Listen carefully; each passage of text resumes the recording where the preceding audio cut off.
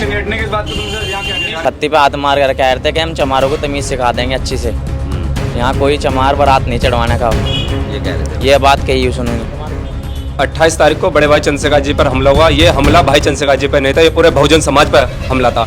इसी को लेकर बड़े भाई चंद्रशेखर जी के द्वारा 10 मार्च को उत्तर प्रदेश की विधानसभा का घेराव है और मेरठ से हम जितने भी तमाम लोग हैं पूरी ताकत के साथ 10 तारीख को पूरी मजबूती के साथ उत्तर प्रदेश की विधानसभा का घेराव करेंगे बड़े भाई चंद्रशेखर जी के नेतृत्व में, और इस बीजेपी सरकार गूंगी बहरी सरकार को उसकी औकात दिखाने का काम करेंगे 10 तारीख को।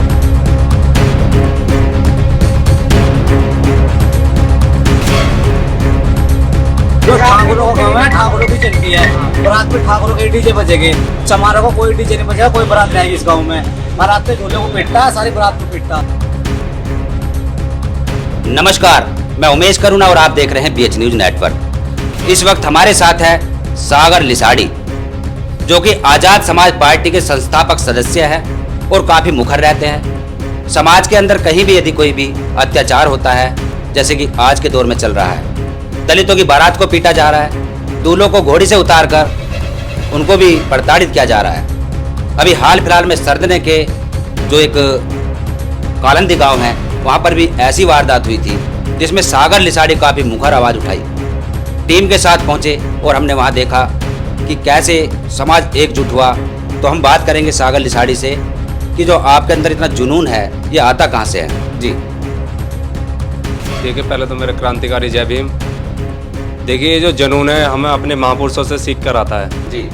बाबा साहब डॉक्टर अम्बेडकर जी की विचारधारा को देख कर आता है, मान्यवर काशीराम जी की विचारधारा को देख कर आता है। उन्हें पढ़ते हैं जब हमें एक जुनून और एक रुतबा देख कर आता है कि हम भी अपने जो नौजवान साथी है, जो क्रांतिकारी साथी है, हम उनमें एक रुतबा बनने का काम करेंगे जी। क्योंकि आपने वहाँ पर थाने में जो सरदना थाना है, जो कि हमने देखा आपकी वो है काफ़ी वायरल हो रही है, एक छोटी सी क्लिप है। आपने वहाँ पर एसएचओ को कहा था कि गर्दन कटा देंगे, भीम आर्मी के लोग हैं हम, आज़ाद समाज पार्टी के लोग हैं, लेकिन इसको इंसाफ जरूर दिलाएंगे पीड़ित को। देखिए, ये सब चीज़ ये अपने महापुरुषों से हमें सीखने को मिलती है कि मान सम्मान के जीवन के लिए एक दिन मर जाना सही है, रोज रोज अत्याचार होने से बेहतर है जी। कि जीवन लंबा ना होने के बजाय छोटा हो लेकिन महान हो, आपने बिल्कुल सही कहा। जो कि डॉक्टर अम्बेडकर जी कहते थे अक्सर कि बलि बकरे की दी जाती है, शेर की नहीं, शेर बनो, हम शेर कौम है, ये आप भली बात ही जानते हैं। तो इसके अलावा जो भविष्य में ये जो अपराध हो रहे हैं दलितों के साथ खासकर, कैसे रुक सकते हैं? आपका जो अपना खुद का आकलन है वह बताइए। देखिए, ये जब तक नहीं रुकेंगे जब तक हमारे पास राजनीतिक शक्ति नहीं होगी, और राजनीतिक शक्ति जो होगी वो आज़ाद समाज पार्टी के बैनर तले होगी। समाज को जितने हमारे बहुजन समाज के लोग हैं वो आज़ाद समाज पार्टी के साथ जुड़ जाएं, और जब हमारे पास एक ताकत होगी तो भाई चंद्रशेखर जी के नेतृत्व में पूरे प्रदेश ही नहीं पूरे देश के अंदर एक ताकत बनेगी, और कोई जो जुल्म करेगा वो 100 बार पहले सोचने से पहले 100 बार सोचेगा कि इन पर अत्याचार करें या नहीं करें। जी, राजनीतिक शक्ति तो हमारे पास 4 बार रही है जी, और उसके बावजूद भी जो अत्याचार नहीं रुके। जी जी। यानी कि जो कहीं ना कहीं लगता है, यानी आपको भी लगता हो कि हमारे युवा जो बेरोजगार है, यानी समाज के अंदर अर्थ की कमी है, मजबूत नहीं है। यानी कि यदि आप जवाब भी दोगे किसी को, ये हमारा अपना आकलन है, किसी को जवाब भी दोगे, उस जवाब के देने के बाद में जो उसके ऊपर केस लगेंगे, मुकदमे लगेंगे, उनको लड़ेगा कौन? पैसा नहीं होगा तो कैसे लड़ोगे? यानी कि कुल मिलाकर अपने समाज के अंदर व्यापार की कमी है, जो आप भी देखते होंगे। तो इसको मतलब किस तरह से आप युवाओं को कहना चाहेंगे कि आप पढ़ो लिखो, व्यापार पर ध्यान दो या राजनीति पर ध्यान दो? देखिए, बाबा साहब डॉक्टर अम्बेडकर जी ने कहा था शिक्षित बनो, संगठित रहो, संघर्ष करो। देखिए, जब तक हम शिक्षित नहीं हो सकते, जब तक हम संगठित नहीं हो सकते, जब तक संगठित नहीं हो सकते, जब तक हम संघर्ष नहीं कर सकते। मैं अपने नौजवान साथियों से ये कहना चाहूँगा कि सबसे पहले अपने शिक्षा पे ध्यान दें, और जिस घर में भी अगर हमारे 2 भाई हैं, एक भाई के लिए पहले अपने नौकरी की तैयारी कराएं, उसकी अगर गवर्नमेंट नौकरी लग जाएगी तो हमारा जो दूसरा नौजवान साथी है वो समाज के लिए आगे बढ़ने का काम करे, क्योंकि जो उसे फाइनेंशियल जो सपोर्ट देगा, हमारे जो भाई होगा, जो बड़ा व्यक्ति होगा, वो हमें फाइनेंशियल फिर सपोर्ट भी करेगा। जो समाज के लिए सपोज करो, अगर हम कहीं समाज के बीच में जा रहे हैं तो हमारे पास पैसे भी जरूर होने चाहिए, तो वो सपोर्ट करने का काम करेगा जो हमारा बड़ा भाई होगा, जो एक सर्वेंट नौकरी पर जो लगा हुआ होगा। जी।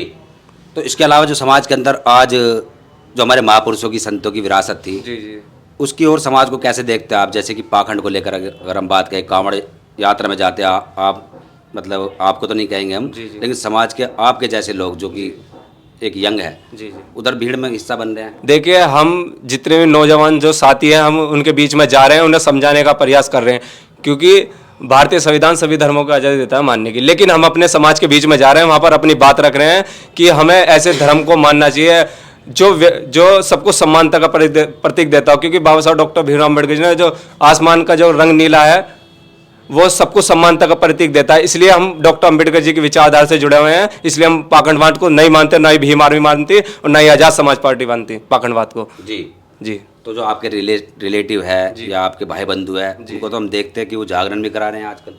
देखिए जागरण वो ना जब वो धीरे धीरे समझेंगे, देखिए जब वो धीरे धीरे समझेंगे, एकदम से तो नहीं हो।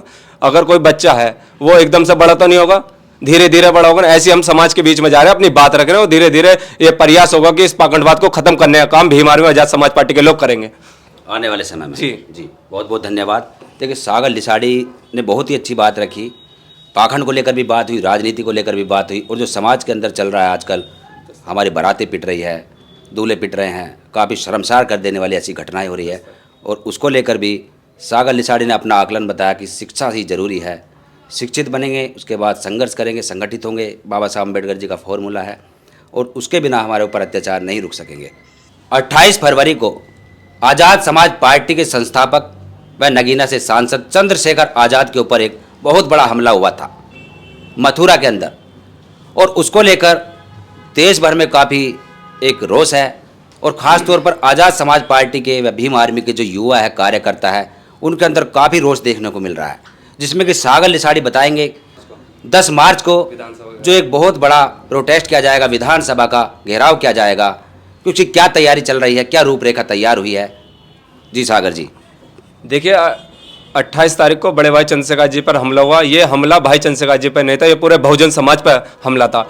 इसी को लेकर बड़े भाई चंद्रशेखर जी के द्वारा 10 मार्च को उत्तर प्रदेश की विधानसभा का घेराव है, और मेरठ से हम जितने भी तमाम लोग हैं पूरी ताकत के साथ 10 तारीख को पूरी मजबूती के साथ उत्तर प्रदेश की विधानसभा का घेराव करेंगे बड़े भाई चंद्रशेखर जी के नेतृत्व में, और इस बीजेपी सरकार, गूंगी बहरी सरकार को उसकी औकात दिखाने का काम करेंगे 10 तारीख को। हमारे साथ है लवी प्रधान, जो कि भीम आर्मी के छात्र नेता है।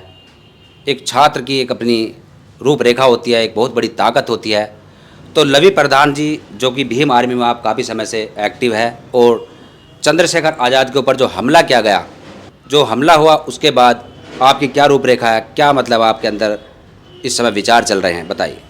देखिए वो जो हमला था वो चंद्रशेखर भाई पे नहीं था, वो पूरे बहुजन समाज पे था, और इसके लिए हमने पार्टी के जो आदेश हुए हैं वो 10 तारीख में 10 मार्च को नखलाऊ की विधानसभा घेराव के लिए हुए हैं, और उसमें ऐसा बताया जा रहा है कि पूरे प्रदेश में नहीं, मतलब पूरे देश के अंदर सभी जो प्रदेश की विधानसभाएं हैं उनका घेराव होगा।